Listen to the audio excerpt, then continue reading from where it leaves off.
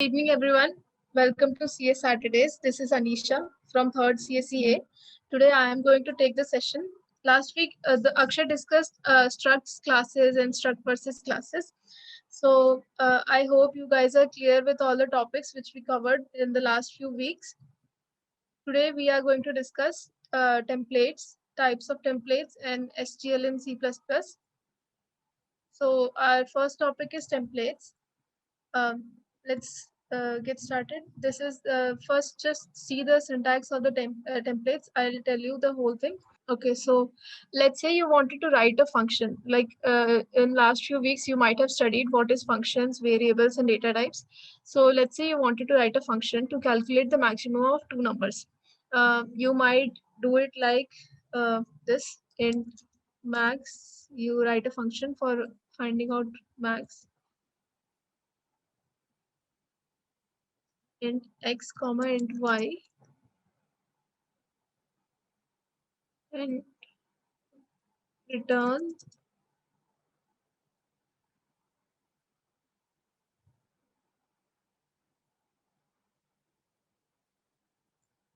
for those of you who don't know, it is a ternary operator. So this is how you will write a function to find out the maximum of two numbers. This function would work great for integers because we have declared the function as int max and the variables as int x and int y. What happens later when you realize your max function needs to work with doubles? And traditionally, the answer would be to overload the max function, which we have just written here, and create a new version of it that works with double. Note that the code implementation of the double version and the int version is exactly the same. In fact, this implementation can work with all sorts of all sorts of different types. If we declare it, if we declare it as character or double or integer, it will work same for all of them. And the point here is we need to write all using the function overloading. You need to write a different same function for different data types, and which results in increasing the lines of code, and it makes the code heavy. So having to specify different types of the same function where the only thing that changes is the type of parameters becomes a time waster. To minimize the duplication of code, we need to write one version of max that will work with all the data types, like with work with parameters of any data type. This is where the templates comes into picture. Typically, a template is a model that serves as a pattern for creating other similar functions. In simple words, you can create a single function or a class to work with different data types using templates. Hence, it allows us to write a generic program which can work with any data type. Example, one of the easiest example of a template which I can give is a stencil. A stencil is an object, a piece of cardboard or a plastic board with a shape cut out of it. By placing the stencil on the top of a paper or a wall or any object, and then spraying through the holes, spraying paint through the holes or overwriting through the holes, you can very quickly produce stenciled patterns in different colors. So the only thing you need to do here is you need to create the stencil only once, and then you can use it as many times as like. The templates work in a very similar manner to this. So let's take a simple example of a template. I'll tell you the declaration and the definition, the syntax of a template first. You need to start with a template keyword always. Let's comment this out. Erase it.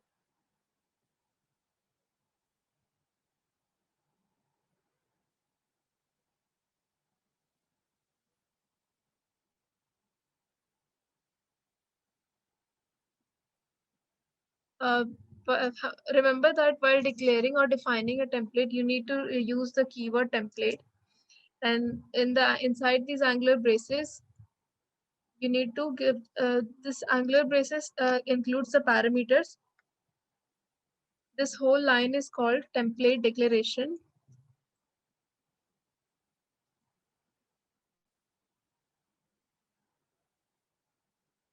It tells the compiler that from here onwards, template definition, a template code block is starting.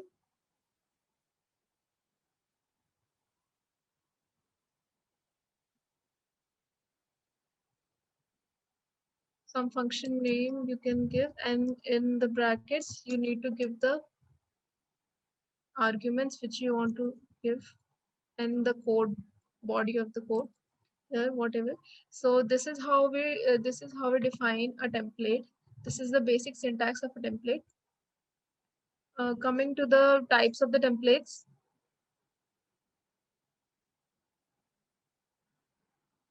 So there are basically two types of templates. First is function templates and another one is class templates.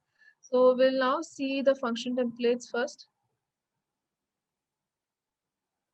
What is a function template? Function templates are functions that serve as a pattern for creating other similar functions. A function templates work in a very similar manner to a normal function, with one key difference. A single function template can work with different data types at once, but a single normal function can only work with one set of data type. So that's the key difference between a normal function and a function template. So the basic idea behind the function template is to create a function without having to specify the exact types of some or all the variables. Instead, we define the function using a placeholder type called the template type parameters.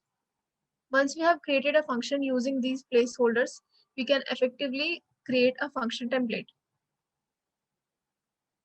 So in this code which we just wrote, T is a template argument that accepts the different data types, example int, double, or character, and class is a keyword.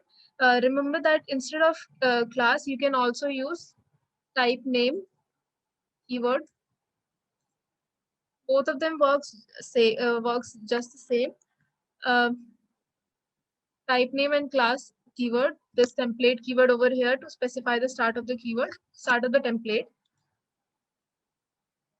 So let's take a look at the function which we wrote earlier, the max function. I'll write it once again.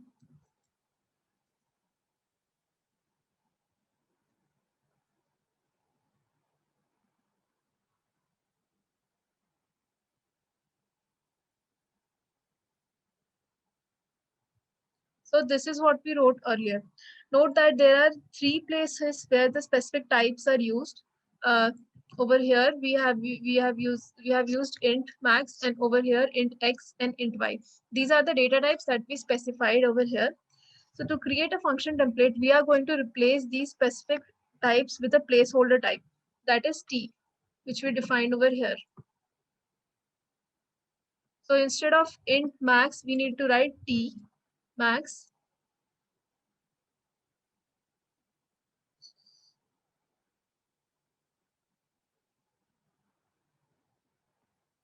T max, tx, and ty. So this is how we create a function template.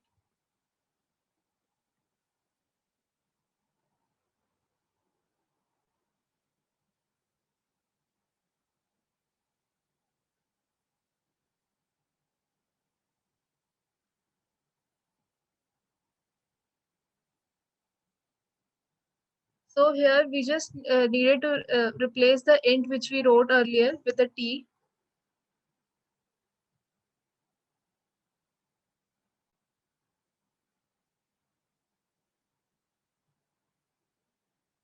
So there are two things over here.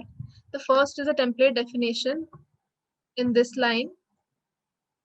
And the second, that t, the placeholder type, these two things are enough to let the compiler know that this whole code block is a template code block.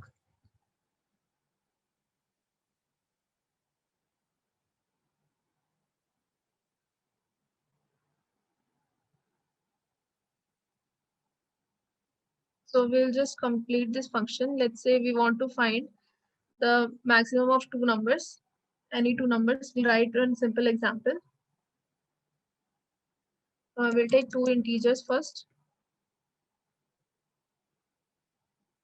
then two floating point numbers, and two characters.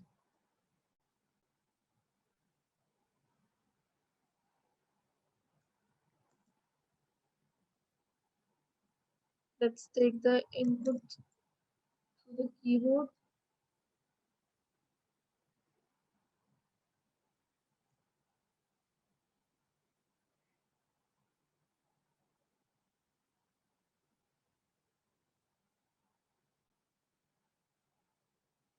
So what we need to do is we just wrote a function template over here.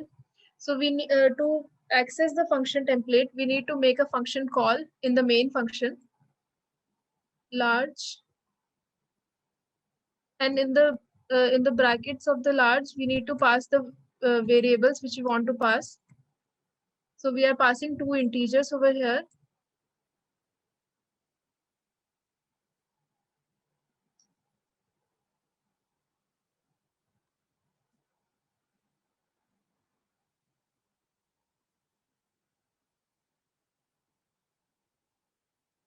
We'll do the same thing for the floating point number, floating point and the character.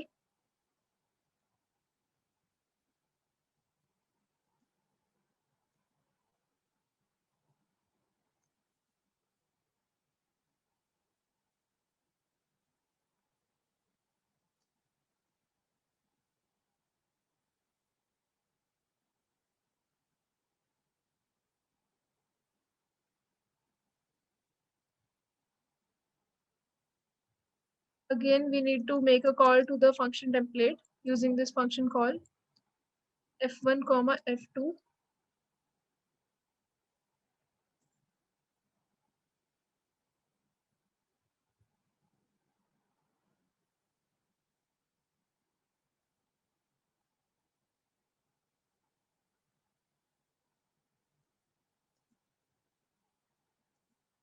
Enter two characters.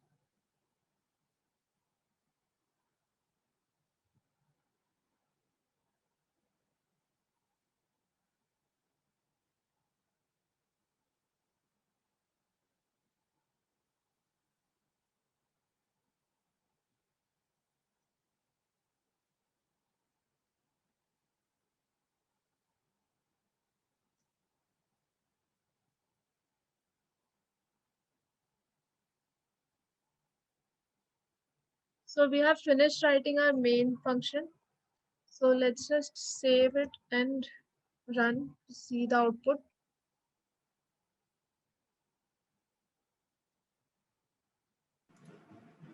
So after saving and compiling our program, we need to give two integers.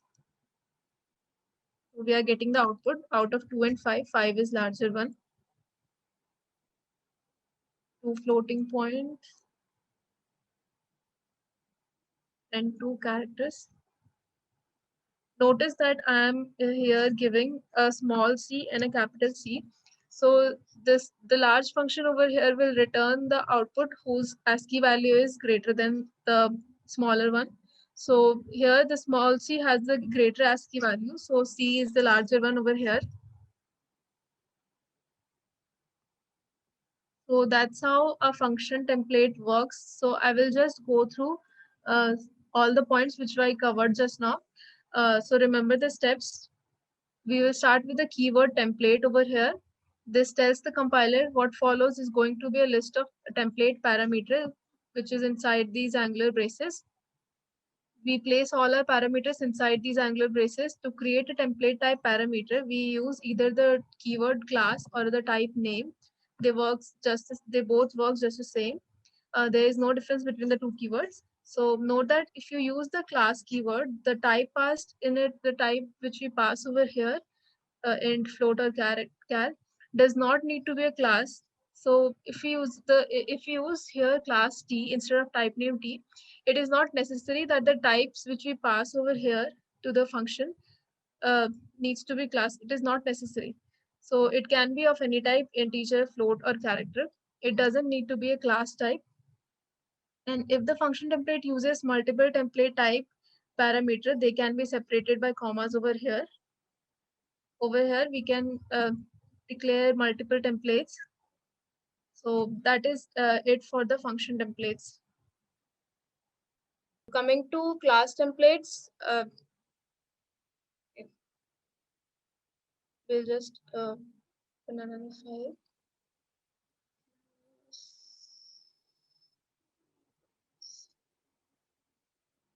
Okay. So normally you would follow the same definition, this declaration part for class as well. There is a little change that I tell you.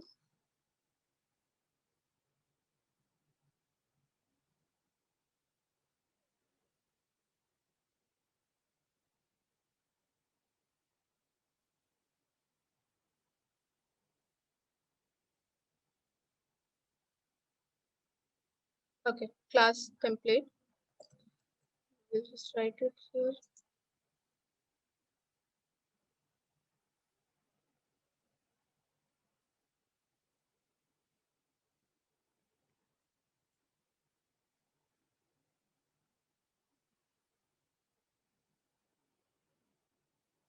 The template declaration, template keyword first, and the declaration followed by the template keyword. So in the function template, we wrote the name of the function right over here. In class template, we will write class keyword and the name of the class which we want to use here, followed by the class declaration. Here we will define the uh, members of the class, the variables and functions. It can be either private, public, or protected. So this is just the syntax of the class template. We will take one example. Let's suppose we want to, let's take a very simple example of um, adding or multiplying or dividing any two number. So we'll name it as cals, class cals.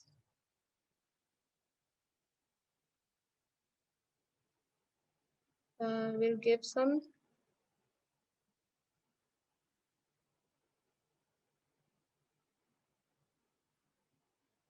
Remember when we, whatever members we are defining over here, that should also have, that should always have the t which we here passed in the parameter. It should not be int number or float or anything. The type should be t. So let's take two numbers.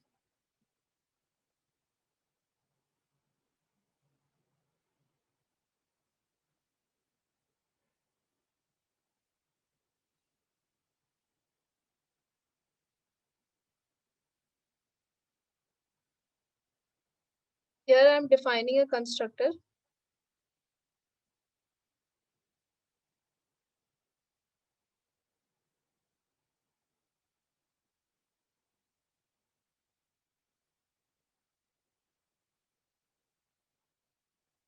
Since the variables which we declared are private, we need to use a public function so that it can be accessible.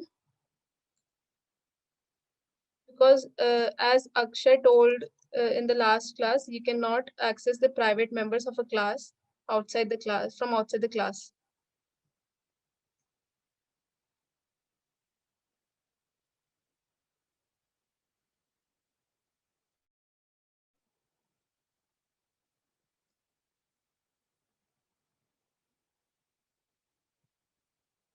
We'll write one function for displaying the results.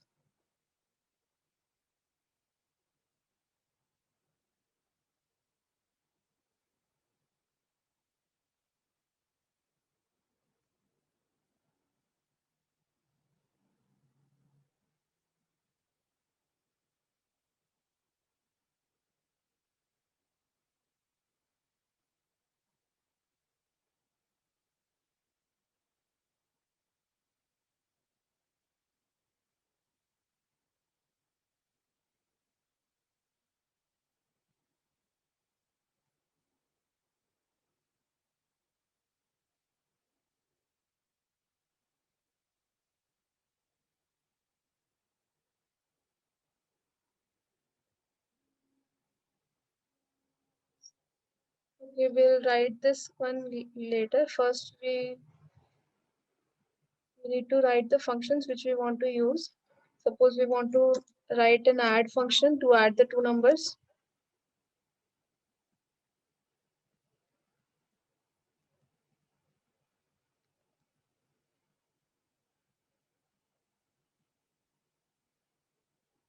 And subtract function.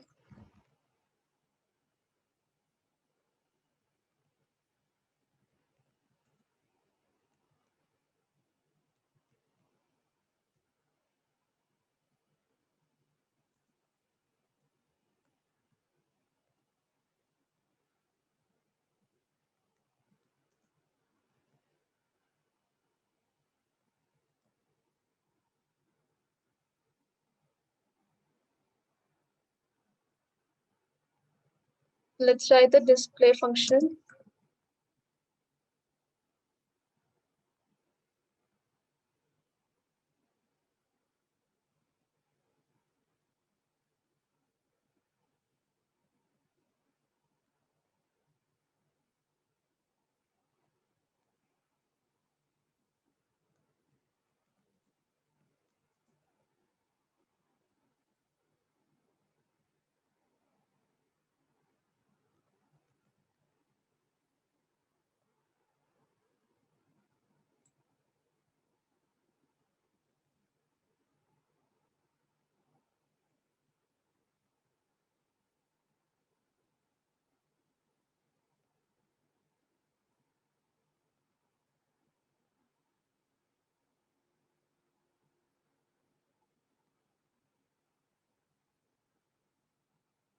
Okay, so we have finished writing the class template which we want to use. Now we need to write the main function and the call to this class template.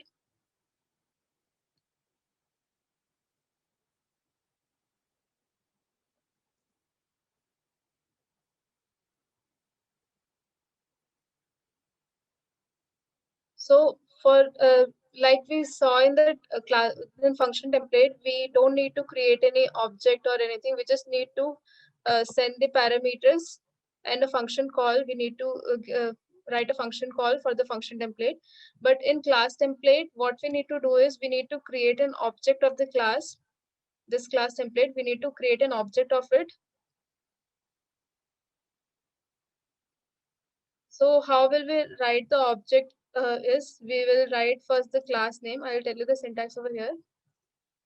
Class name, angular braces.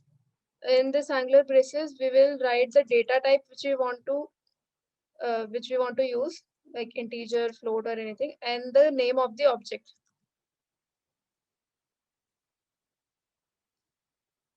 Semicolon. This is how you create object for the class. So we'll write calculator.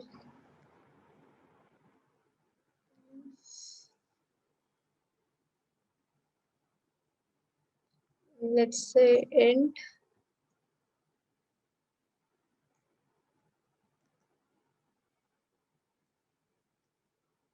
object name and the parameter which we want to pass.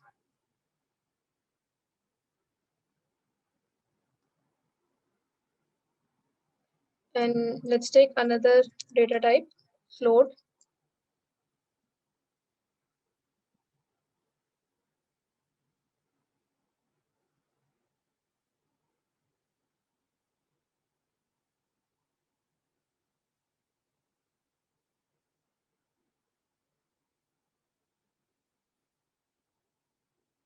Yeah, so we have created objects for it.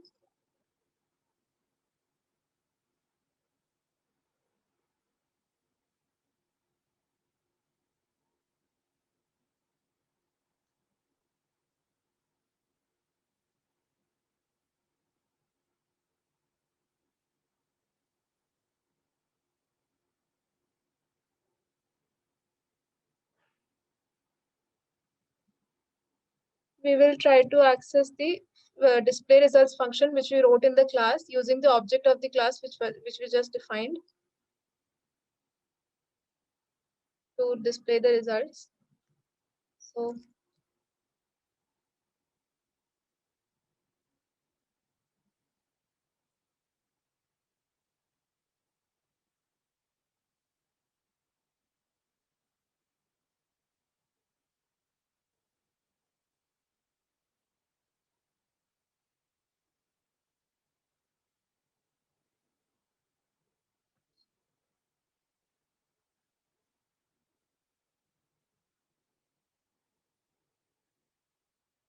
so we have finished writing the program. Let's save it and run and check the output.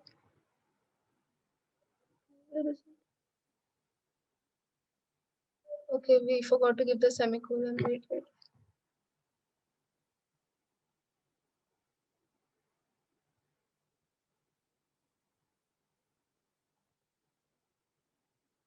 So this is the output. this is the parameter which we passed for the integer 3 and 1. So the integer results, the numbers are 3 and 1. The addition of the 3 and 1 is 4, subtraction is 2, multiplication, and the results of the floating point numbers are also like this. So this is how we will create a class template. Notice that we use the int and float over here while creating the object. The int and the float will tell the compiler that the data types we are using for the creation of the class which we want to create.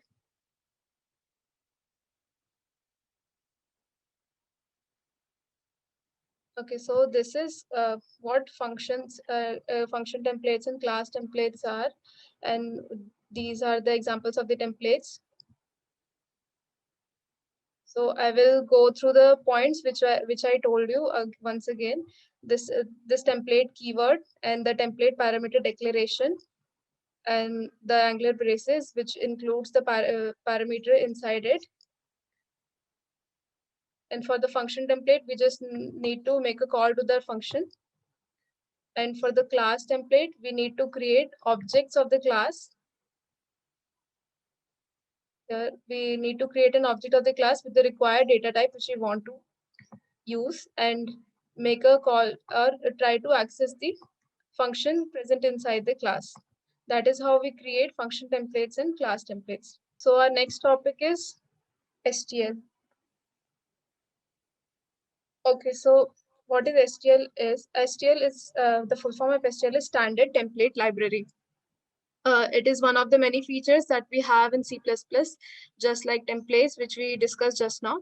So what is a standard template library is? It is a common library of container classes, algorithms, iterators, and functions. And so this is the standard template library, which has classes, algorithms, and iterators and functions. So coming to containers and algorithms, let's discuss each one by one. What is it and how does it work? So there are total 4 components of STL: algorithms, containers, and iterators and functions, and which we generally use.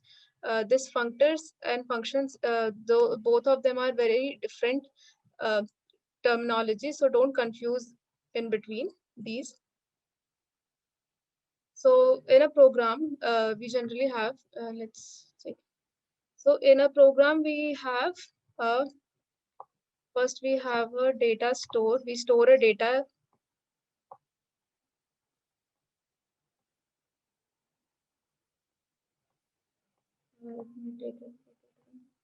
You get it right.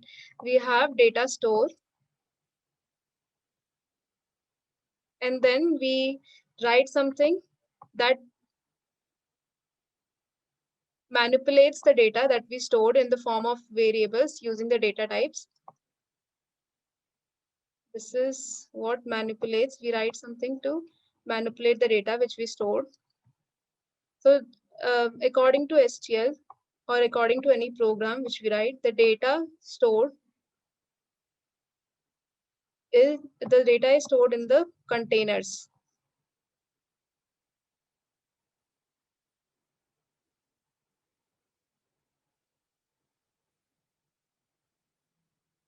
Data is stored in the containers, and the manipulation is done by writing few line of codes, which is also referred to as algorithm.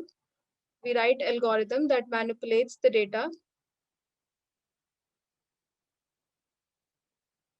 But the containers and the algorithm, they do not conversate or they do not communicate directly. So for the communication to happen, we have something called iterators.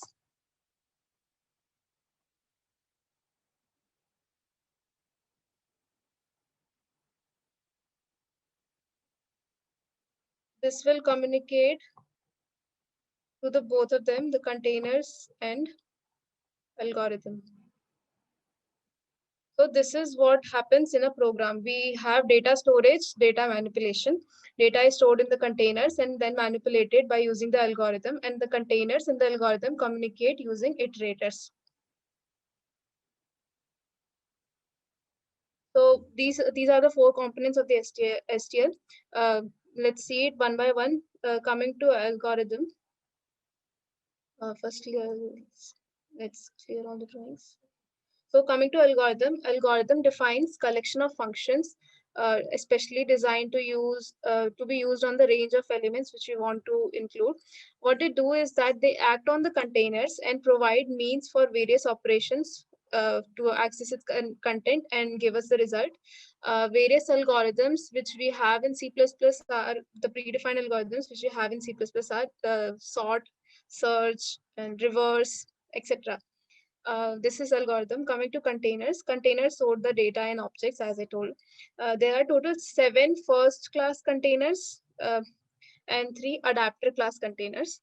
So I will show you the list of it.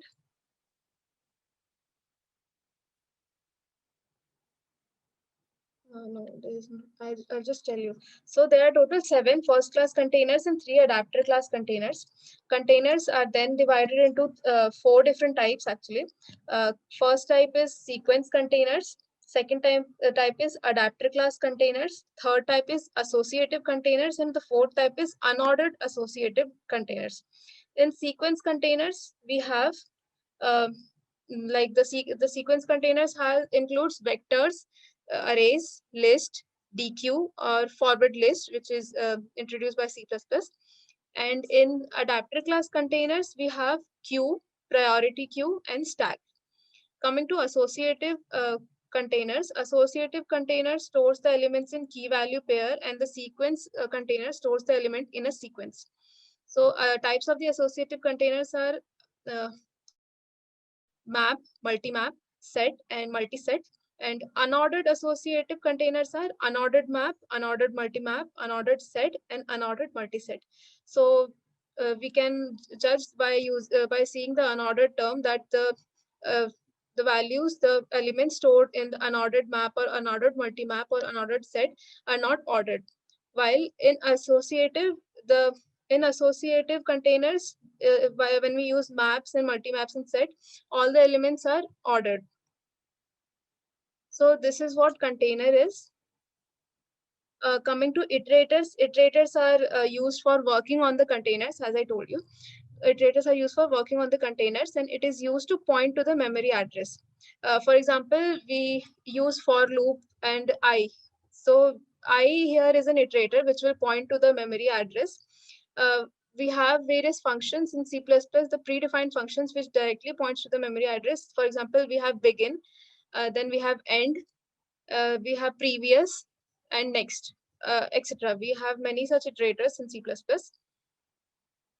And for every container has its own header files. When we write a program, we need to include various header files for the containers which we are going to use. So coming to the last thing, this functors. Functors are the objects of classes that overloads the function call. It is a bit complicated. We will discuss it now. So let's see a small example for STL. Let's take a very common container which we use. Stack. So we all know what is stack is. For those who don't know, stack are they are the container adapter classes, like I told you, container adapter class, which follows the LIFO technique. LIFO is last in, first out, where a new element is added at one end and removed from that end only. That end is called the top of the stack. We have various operation in a stack, for example, push and pop. So when we write a program for STL, we generally you include all the header files all the uh, containers which we are going to use as in the form of a header file. For example, we are going to use stack. So we'll just write here stack. So this will make 2 lines. If we are including the container in the form of a header file over here, we need to write iostream, hash include iostream, and hash include the container name which we are going to use. But there is one header file in C++ which includes all the predefined container classes and predefined STLs in it, which is hash include bits slash stdc++ dot h. So either this or IOStream followed by the name of the stack works. We'll use bits stdc++ using namespace.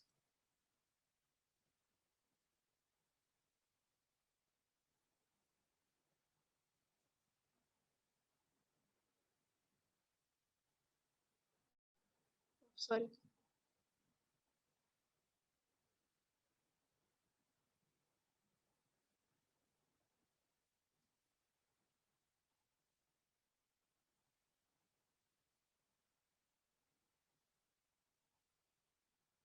Okay, so we wrote this. Okay, so for declaring a stack, we will write first the keyword stack. So I'll tell you the syntax of the declaration first. All these are, what is the syntax is, we write template, then class type. I'll tell you what it is. Let me write this syntax first. Container.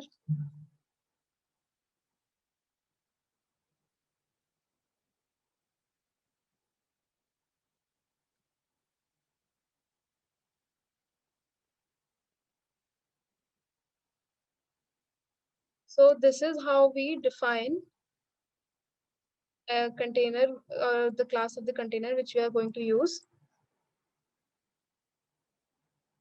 So here the template is the template which you are going to use. Either it can be either stack or queue or priority queue or map. Template here can be anything, vectors or arrays, anything you want to use. The class type here is the data type which we are going to use for the elements which we want to insert or which we want to have in our class. And the class container is the underlying type which we want to have in the class. So I'll tell you with an example, then you'll understand. Suppose we are writing a program for the stack. So we have stack over here and we want integer data type and we want to include integers in it. So we'll just write the name of this stack which you want, name of the class which you want to use. Okay.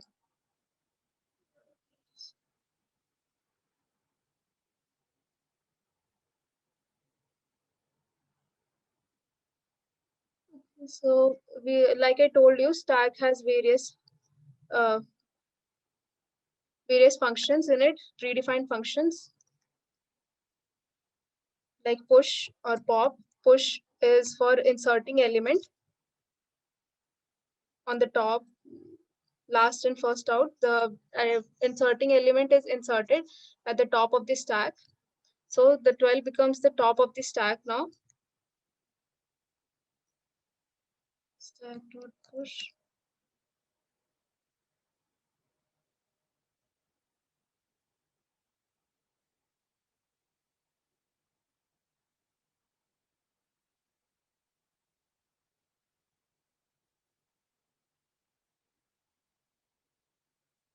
So we are inserting elements, and this push is used to insert the elements. Now coming to pop, we just have to write the name of the stack dot pop function. We don't need to pass any parameter for pop. We need to pass parameters for push because we have to specify the elements which we are going to insert. For pop, pop is it is understood that whenever we want to pop in a stack, the first element or the top of the stack has to be popped. So we don't need to pass any parameter in the pop function. We need to write a loop over here to make sure to print the elements of the. So here this condition to check whether the stack is empty or not. If it is not empty, it will run until the stack becomes empty. Cout.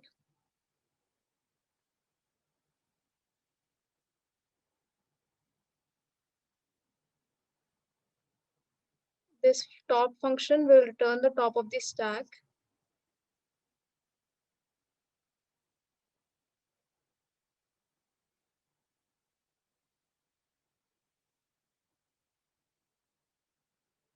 stack.pop. So we have written our program of stack. Let's run it. Save.